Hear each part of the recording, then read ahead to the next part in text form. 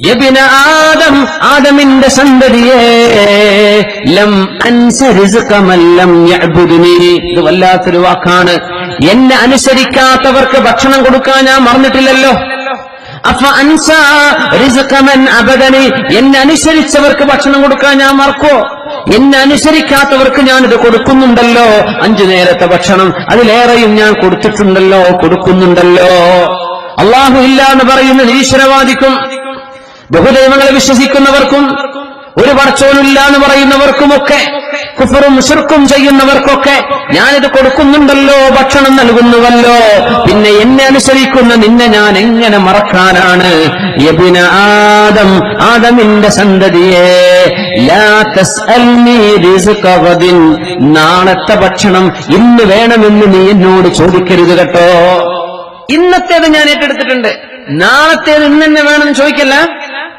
അള്ളാഹു ചിലർക്ക് കൊല്ലങ്ങളോളം തിന്നാനുള്ളത് കൊടുത്തേക്കാം. പക്ഷേ പടച്ചോനെ, നാളത്തെ ചോറിന് ഒപ്പായിട്ടില്ലല്ലോ, തരണേ ചോദിക്കണ്ട. അത് നാളെ നേരം വിളിക്കുമ്പോൾ അള്ളാഹു തരും.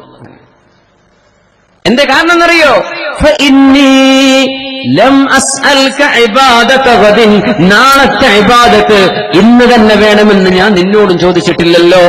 നാളത്തെ ദുഹൂർ അഡ്വാൻസ് ഇപ്പൊ നിസ്കരിക്കണോ? വേണ്ട, അത് നാളെ ദുഹൂർ സമയ, നിനക്ക് ആയുസുണ്ടെങ്കിൽ നിസ്കരിച്ചാൽ മതി. നാളത്തെ നിസ്കാരം, നാളത്തെ നോമ്പ്, നാളത്തെ കർമ്മം ഇന്ന് വേണമെന്ന് ഞാൻ ചോദിച്ചില്ലല്ലോ.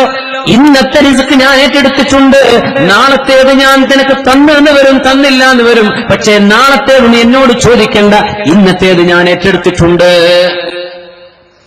ഇനി എന്തിനാ ടെൻഷൻ അടിക്കണത്? എന്തിനാ മനുഷ്യൻ അസ്വസ്ഥനായി ഓടുന്നത്? എന്തിനാണ് അസൂയ? എന്തിനാണ് പക? എന്തിനാണ് മനുഷ്യൻ അങ്ങോട്ടും ഇങ്ങോട്ടും കടിച്ചു കീറുന്നത്? ഇതാണ് ലോകം. നമ്മൾ ജീവിക്കുന്ന ലോകം ആകത്തുക ഇതാണ്. എങ്ങനെ തലകുത്തി മറിഞ്ഞാലും അള്ളാഹുവിന്റെ ഖളായിലേക്കാണ് തിരിച്ചു വരുന്നത്. ഇത് വിശ്വസിക്കുമ്പോഴാണ് ഈമാൻ കാര്യങ്ങളിൽ അവസാനത്തേത്, ഈമാൻ കാര്യങ്ങളിൽ അവസാനത്തേത് അൽ ഈമാനു ബിൽ ഖദരി ഖൈരിഹി വശർരിഹി മിനല്ലാഹ്. നമ്മൾ ഇസ്ലാം കാര്യത്തിൽ 5-ാമത്തേത് ഹജ്ജിനെ കുറിച്ച് സൂചിപ്പിച്ചു. ഈമാൻ കാര്യം അവസാനത്തേതാണിത്. അൽ ഖദരി ഖൈരിഹി വശർരിഹി മിനല്ലാഹ്. അല്ലാഹുവേ, നീ വിധിക്കുന്നത് അത് ഖൈറോ ശർറോ ഞാൻ പൊരുത്തപ്പെട്ടു റബ്ബേ. മക്കൾ തരാത്തവര്, മക്കളില്ലാത്തവര് ആശ്വസിക്കും. പറയിപ്പിക്കുന്ന മക്കളോ നാണം കെടുത്തുന്ന മക്കളോ കിട്ടുന്നതിനേക്കാളും ഒക്കെ ഖൈർ അതില്ലാതിരിക്കലല്ലേ. അള്ളാഹു ഒരു പക്ഷേ മക്കളില്ലാത്തതാണ് എനിക്ക് ഖൈറെന്ന് വെച്ചിട്ടുണ്ടായേക്കാം. അങ്ങനെ ചിന്തിക്കണം എന്നാണ്. മക്കളുള്ളവർ അൽഹംദുലില്ലാഹ്, മക്കൾക്ക് അസുഖമുണ്ട്, സാരല്ല, അള്ളാഹുവിന്റെ വിധിയാണ്, ഞാൻ ക്ഷമിച്ചു പടച്ചവനെ. മക്കൾക്ക് ആരോഗ്യമുണ്ട്, അൽഹംദുലില്ലാഹ്, നിലനിർത്തി കൊടുക്കല്ല. അസുഖമുള്ളവർക്ക് ശിഫ കൊടുക്കല്ല.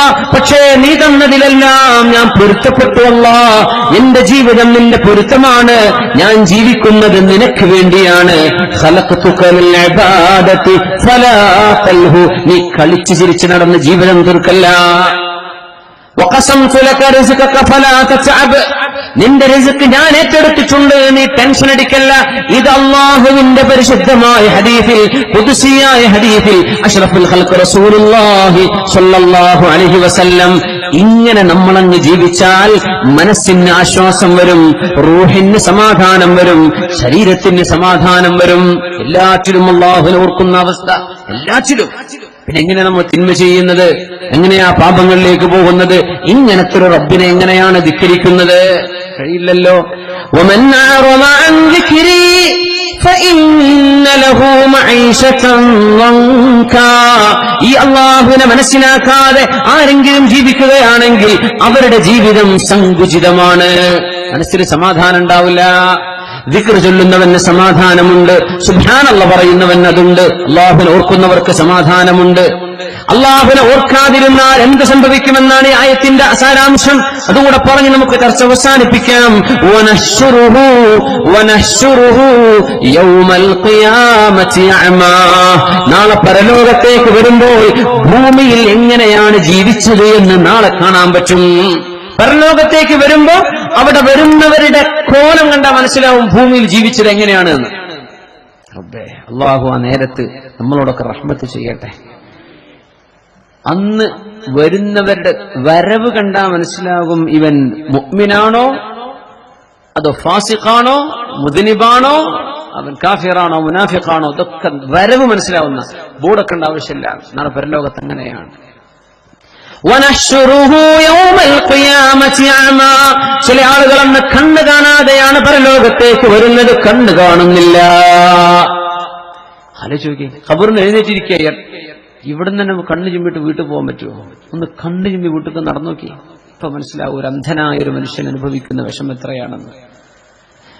ആരുടെയെങ്കിലും ഹബീബ ചൈനിയെ ഏറ്റവും പ്രിയപ്പെട്ട രണ്ടെണ്ണത്തെ അള്ളാഹു പിടിച്ചുകൊണ്ടുപോയാൽ, കണ്ണിന് അള്ളാഹു എടുത്തുകൊണ്ടുപോയാൽ, കണ്ണിന്റെ കാഴ്ച അള്ളാഹു എടുത്തുകൊണ്ടുപോയാൽ അതിന് പകരം സ്വർഗമാണെന്ന് റസൂലുള്ളാഹി സ്വല്ലല്ലാഹു അലൈഹി വസല്ലം. കണ്ണിന്റെ കാഴ്ച പോകുന്നവർ, ഷുഗറിന്റെ അസുഖം കൊണ്ടോ മറ്റോ കാഴ്ച നഷ്ടപ്പെടുന്നത്, അള്ളാഹു അങ്ങനെ ഒരു പരീക്ഷണം കൊടുത്താൽ അതിന് പകരം സ്വർഗമുണ്ടെന്ന് റസൂലുള്ളാഹി സ്വല്ലല്ലാഹു അലൈഹി വസല്ലം. വനഹ്ശുറുഹു യൗമൽ ഖിയാമത്തി അഅമാ, നാളെ പരലോകത്തവർ വരുന്നത് അന്ധന്മാരായിട്ടാണ്, കണ്ണ് കാണാത്തവർ. ഖാല, മനുഷ്യൻ പറയും, റബ്ബി, എന്റെ റബ്ബേ.